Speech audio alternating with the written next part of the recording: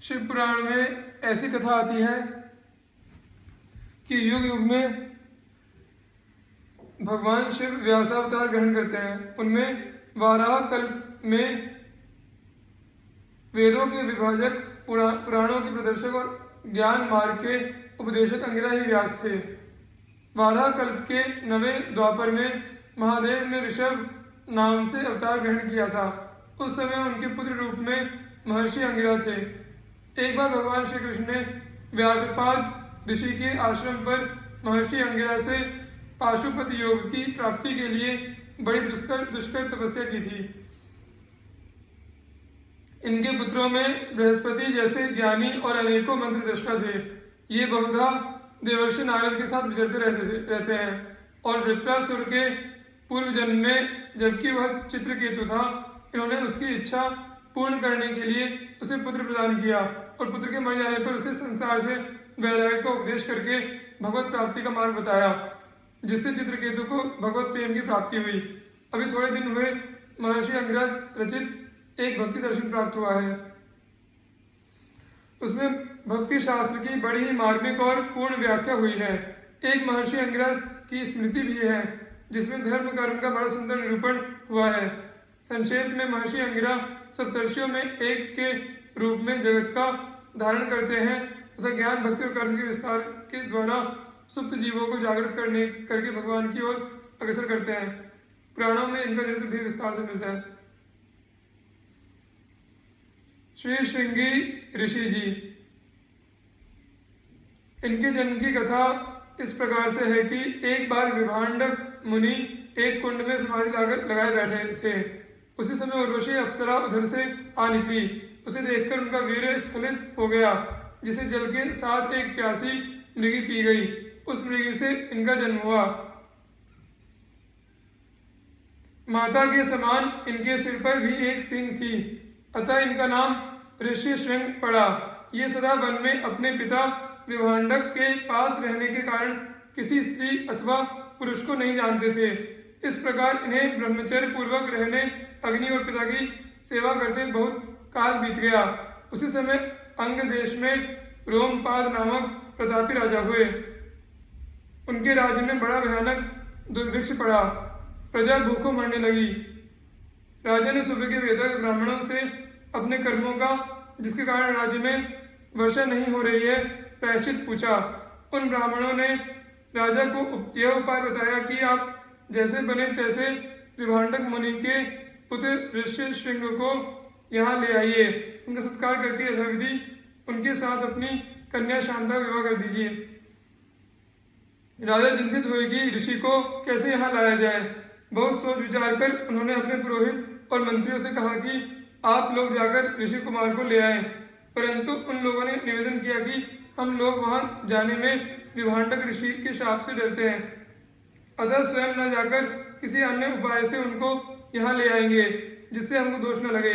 मंत्रियों और पुरोहितों ने निर्विघ्न कृतकार्य होने का यह उपाय बताया कि रूपवती वैश्याएं सत्कार पूर्वक भेजी जाएं। वे अपने कौशल से उन्हें ले आएंगी। राजा ने वैसे उपाय करने को कहा। वैश्याएं भेजी गई। आश्रम के निकट पहुंचकर वे धीर ऋषिपुत्र के दर्शन का प्रयत्न करने लगी।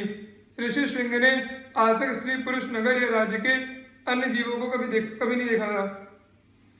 दैव योग से वे एक दिन उस जगह पहुंचे जहां वैश्याएं टिकी हुई थी।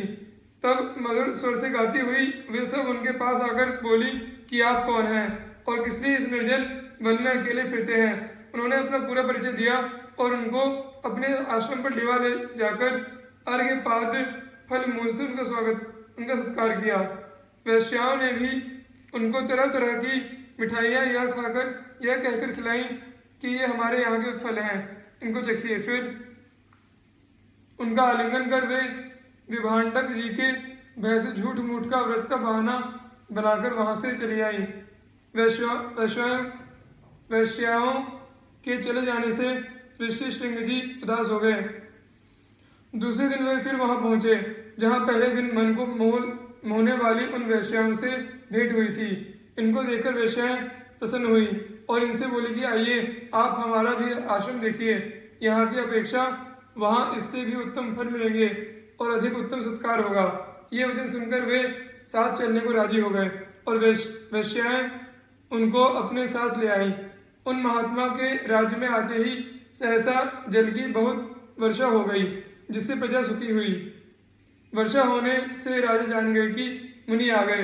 राजा ने उनके पास जाकर दंडवत प्रणाम कर उनका अर्घ्य पाद्यादि द्वारा यथाविधि पूजन किया और उनसे वर मांगा कि वे एवं उनके पिता छल पूर्वक लाए जाने के कारण राजा पर कोप न करें। फिर राजा उन्हें अपने रनिवास में ले गए। अपनी पुत्री शांता का विवाह उनसे कर दिया। ऋषि श्रृंग वहीं शांता के साथ रहने लगे।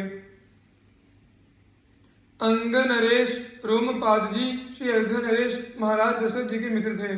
श्री वशिष्ठ जी की आज्ञा के अनुसार राजा दशरथ पुत्रेष्टि यज्ञ कराने के लिए ऋषि श्रृंग को लेने अंग देश गए। श्री रोमपाद जी ने मित्र भाव से उनका सत्कार किया और उनके अभिप्राय को जानकर ऋषि श्रृंग से शांता सहित उनके साथ जाने का अनुरोध किया।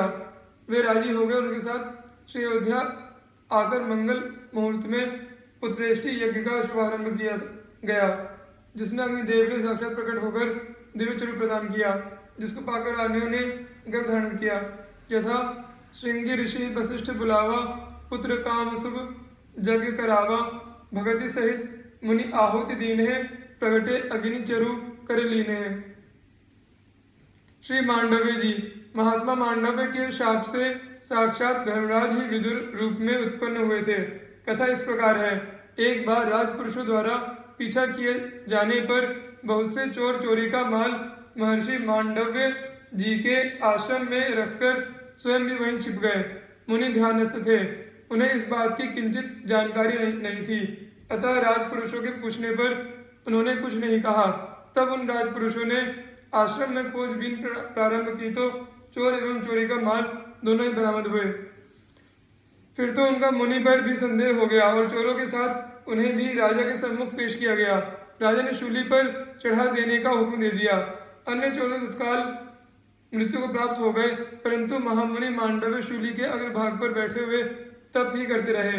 बहुत दिनों तक इस प्रकार तपोधन मुनि को शूली पर बैठे देखकर राज कर्मचारियों ने जाकर राजा से यह सब समाचार निवेदन किया।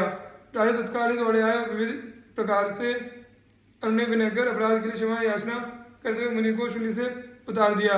शूल की किंचित अणी शरीर में प्रविष्ट हो गई थी, जो निकालने का प्रयत्न करने पर भी नहीं निकल सकी, तो उसे उतना काट दिया गया।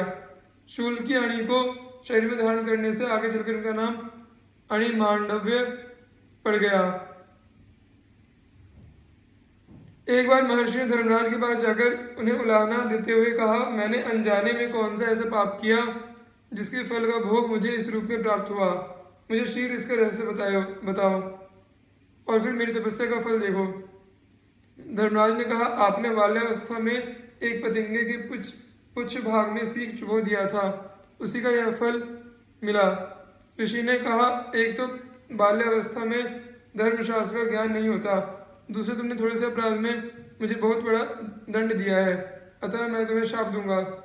धर्मराज ने कहा कि यदि आप मुझे शाप ही देना चाहते हैं तो कृपा कर राजा दासीपुत्र एवं चांडाल होने का शाप ना दीजिएगा।